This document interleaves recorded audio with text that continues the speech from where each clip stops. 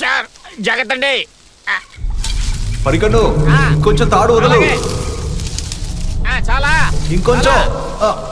చాలు చాలు.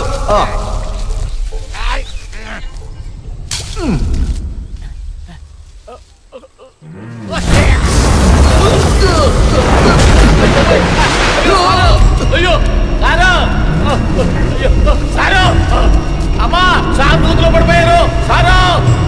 అయ్య బాబు ఇప్పుడు ఏం చేయాలి? ఎవరైనా రండి, త్వరగా రండి సారు, సారు.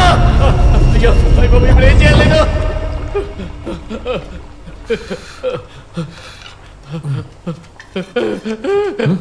మా సార్ నూతులో పడి చచ్చిపోయారు. నూతులో పడి చనిపోయారా?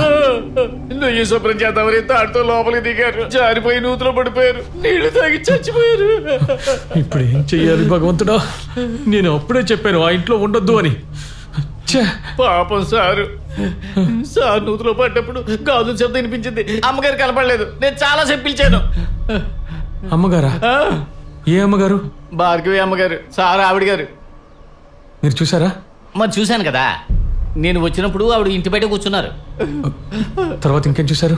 ఆ తర్వాత నేను ఆ అమ్మగారి రూమ్ లోంచి హార్మోనియం పాట విన్నాను, ఇంకా ఆవిడ డాన్స్ చేసిన శబ్దం కూడా విన్నాను. ఇలా చూడు, ఆవిడ సార్ భార్య కాదు. మరి ఎవరేంటి? అది బావిలోకి దూకి చనిపోయిన భార్గవి ఆత్మ.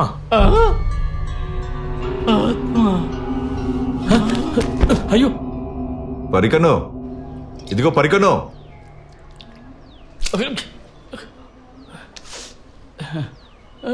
అయ్యో సార్ ఆత్మ. అయ్యో ఇదంతా నీ భ్రమ. నేనేమి ఆత్మ కాదు. కాదా? అరే నాకేం కాలేదు కదా. నిజానికి అసలు ఏం జరిగింది? ఈడు తాడు వదిలేశాడు, నేను తల కిందలుగా బావిలో పడిపోయాను.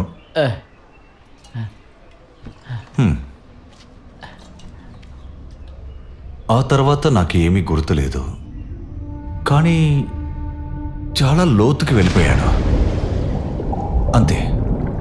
అలా నేను పైకి తేలుతూ ఉన్నాను, ఎవరో నన్ను అలా పైకి తీసుకొస్తున్నట్టుగా. అలా తేలుకుంటూ పైకి వచ్చిన తర్వాతే నాలో ఊపిరి వచ్చింది.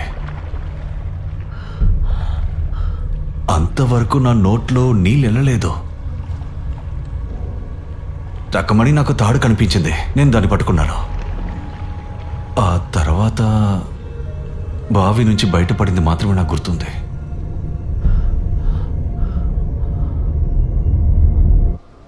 సరే పద వెళ్దాం.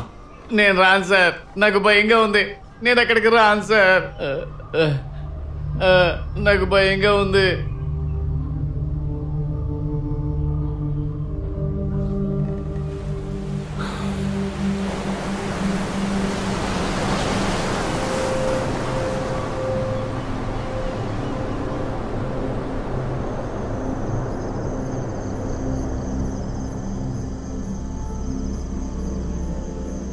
భార్గవి బంగారం, మనం మళ్ళీ ఒంటరి వాళ్ళయ్యాం. నువ్వు నేను మాత్రం.